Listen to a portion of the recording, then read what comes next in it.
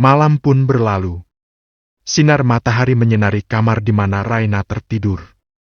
Hoaem melirih Raina dari tidurnya. Saat membuka mata dia melihat tempat itu seperti bukan kamarnya. Aku ada di mana ini? Astaga bajuku, ucap Raina terkejut kala melihat pakaian yang dia kenakan kemarin berbeda. Kalian siapa? Pekik Raina menatap dua pelayan yang berdiri di samping ranjangnya. Maaf Nona, kami pelayan yang diutus untuk mengurus Nona, ucap pelayan itu. Aku ada di mana? Ucap Raina sedikit menekan. Nona ada di mansion Tuan Elvano. Mungkin Nona bisa menanyakannya nanti saat di ruang makan. Mari Nona, saya bantu untuk bersiap-siap. Ucap pelayan itu. Kamar mandinya di mana? Di sana Nona, mari saya antar, ucap pelayan itu sambil menuntun Raina menuju kamar mandi kamar itu. Saat hendak ingin masuk, pelayan itu pun ingin ikut masuk. Kau mau apa? Ucap Raina kepada pelayan itu. Ingin membantu Nona bersiap-siap. Raina yang mendengar perkataan pelayan itu langsung menutup daerah dadanya dengan menggunakan tangannya. Tidak, aku bisa melakukannya sendiri. Ucap Raina terkejut, langsung berlari menuju kamar mandi itu, kemudian menutup kamar mandi itu dengan sedikit kasar. Di kamar mandi Raina menatap wajahnya di sebuah cermin. Mengapa aku sampai bisa di sini, guman Raina mencoba mengingat kejadian kemarin. Aku harus cepat-cepat. Bisa-bisa aku dipecat setelah ini. Kejadian kemarin pasti akan membuat bos marah karena aku tidak mengantar pesanan mereka. Ucap Raina bergegas membersihkan diri. Saat selesai mandi Raina mengingat dia tidak memiliki pakaian. Raina keluar menggunakan handuk kimono yang tersedia di kamar mandi itu. Saat membuka pintu Raina terkejut melihat dua pelayan tadi masih setia berdiri di depan pintu kamar mandinya. Astaga, pekik Raina sambil memegang dadanya karena terkejut. Hampir saja kalian membuatku mati, lirih Raina kepada kedua pelayan itu. Maafkan kami Nona, tapi ini pakaian Nona.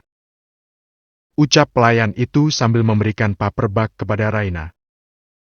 Apa ini? Lirih Raina yang masih belum paham dengan apa yang diberikan oleh pelayan itu. Pakaian Nona. Ucap pelayan itu singkat. Oh baiklah, kalian tunggu di sana saja, aku akan segera keluar. Ucap Raina kembali lagi masuk ke dalam kamar mandi. Lagi-lagi Raina terkejut. Dress putih yang diberikan kepadanya sangat cantik, terlebih lagi tag harga baju itu masih tertera $20.000. Hah? Baju ini seharga $20.000? Lirih Raina yang terkejut dengan harga dress putih itu. Raina memakai dress itu kemudian melenggang keluar kamar mandi. Saat ingin keluar dia hendak menyisir rambutnya. Nona, biar kami bantu. Ucap pelayan itu. Aku masih memiliki tangan, kau tak perlu membantuku. Ucap Raina kepada pelayan itu. Tapi Nona, Tuan menyuruh kami untuk melayani Nona bersiap. Jika tidak kami akan ditembak mati oleh Tuan. Mendengar kata ditembak mati membuat bulu kuduk Raina berdiri. Apa dia gila akan menembak kalian hanya karena tidak melayaniku? Hentikan omong kosong itu. Ucap Raina kepada pelayan itu. Kami mohon Nona, kami masih ingin hidup. Ucap kedua pelayan itu memohon. Baiklah baik, aku tidak menyukai seseorang memohon seperti itu. Ucap Raina pasrah. Kini para pelayan mulai mendandani dirinya. Hanya menambahkan sedikit saja polesan membuat Raina sangat terlihat cantik. Nona sangat cantik. Ucap pelayan itu. Kau tak perlu memanggilku dengan sebutan Nona, panggil saja Raina. Ucap Raina kepada pelayan itu. Di mana aku bisa menemui tuanmu? Aku ingin meminta izin untuk pulang. Ucap Raina kepada pelayan itu. Mari saya antar Nona. Ucap pelayan itu sambil mengantarkan Raina menuju ruang makan. Di sana Elvano sudah duduk di ruang makan itu. Terlihat auranya yang dingin membuat seluruh pelayan merasa takut dengan Elvano. Berbeda dengan Raina, dia menganggap bahwa Elvano adalah kesialannya kemarin. Ini sangat berlebihan, ucap Raina pelan kepada Elvano. Makamlah!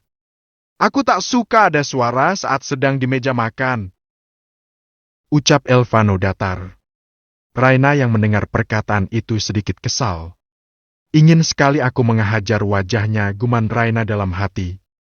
Sambil memakan sandwich yang tersedia di depannya.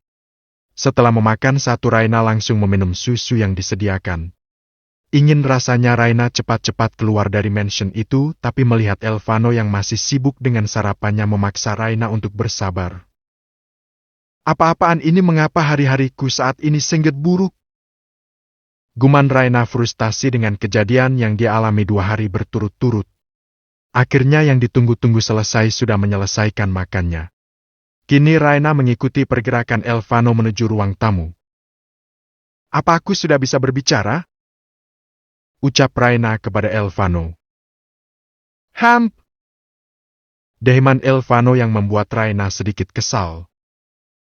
Aku merasa ini berlebihan, jadi aku mau mengucapkan terima kasih. Aku ingin pulang. Ucap Raina kepada Elvano. Baiklah. Hendra Amana. Ucap Elvano merentangkan tangannya meminta sesuatu dari sang asisten pribadi. Ini tuan. Ucap Hendra memberikan sebuah cek dan pulpen. Elvano menuliskan angka 1 JT di dalam sebuah cek itu. Kemudian memberikan kepada Raina. Ini sebagai ganti rugi atas kejadian kemarin, ucap Elvano sambil meletakkan sebuah cek di hadapan Raina. Raina yang melihat itu mengambil cek itu, kemudian dia melihat jumlah yang tertera di dalam cek itu. Ini berlebihan. Kau bayar saja sesuai yang kau rugikan. Aku bukan wanita yang mengemis untuk ini. Ucap Raina yang mengembalikan cek itu, menganggap uang yang diberikan oleh Elvano berlebihan. Meskipun uang itu baginya cukup untuk dia membeli rumah sederhana untuk dia tempati agar bisa terlepas dari rumah yang dia anggap tempat paling menjijikan. Ambil saja, itu tidak seberapa, ucap Elvano yang memberikan cek itu kembali. Aku tidak bisa menerima ini. Tapi aku tidak suka penolakan. Kau hanya cukup mengganti $500, bukan 1 JT, ucap Raina menatap tajam ke arah Elvano. Elvano menatap heran dengan wanita yang satu ini. Bagaimana tidak di luar sana banyak wanita yang sangat tergila-gila dengannya karena kekuasaan dan kekayaan yang dimilikinya? Bahkan dulu Laura sangat menginginkan uang yang selalu Elvano berikan, tapi Laura sendiri meninggalkan Elvano. Apakah wanita gila? Ucap Elvano dengan santainya kepada Raina. Kau yang gila! Pekik Raina. Sudah jelas kau yang gila, aku mengganti kerusakanmu lebih dari yang kau butuhkan, kau malah menolaknya. Pekik Elvano. Kau kira aku wanita pemeras? Aku hanya butuh kau mengganti kerugianku, bukan harga diriku. Teriak Raina. Sekarang mana $500, aku akan segera pergi. Lama-lama di sini membuatku gila. Umpat Raina kesal dengan Elvano. Berikan kepada wanita ini apa yang dia minta.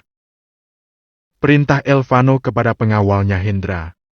Kemudian Hendra memberikan 5 lembar uang $100 untuk biaya mengganti pesanan yang tidak jadi diantar dan kerusakan motornya. Tiba-tiba Raina teringat akan motornya. Hei, motorku mana? Pekik Liana kepada Elvano. Nona, motor Nona ada di depan, semua sudah kembali seperti semua, ucap Hendra kepada Raina. Kini Raina melenggang pergi menggunakan motor itu dengan gaun putih mahal itu. Bertemu dengan bos Patimenya berharap dia tidak akan dipecat. Maaf Pak, saya minta maaf tidak melakukan tugas dengan baik kemarin. Ucap Raina menundukkan kepalanya kepada kepala pemilik cafe itu. Kau beristirahatlah. Tuan Beethoven sudah mengganti semua kerugianmu. Kau bisa beristirahat untuk 2 hari ini, dan itu adalah perintah Tuan Beethoven. Jika kau tidak cuti maka cafe ini akan ditutup olehnya. Jadi mengertilah dan pulanglah, kau bisa hadir setelah 2 hari lagi. Ucap kepala pemilik cafe itu. Merasa heran dengan siapa Tuan Beethoven, dengan cepat Raina mengambil pakaiannya di loker karyawan cafe itu. Kemudian saat dia ingin mengecek telepon genggamnya, ternyata telepon itu lowbass sehingga Raina memutuskan untuk pulang kemudian beristirahat. dan uangnya $500 kini dia gunakan untuk membayar setengah uang sekolahnya. Next tahun,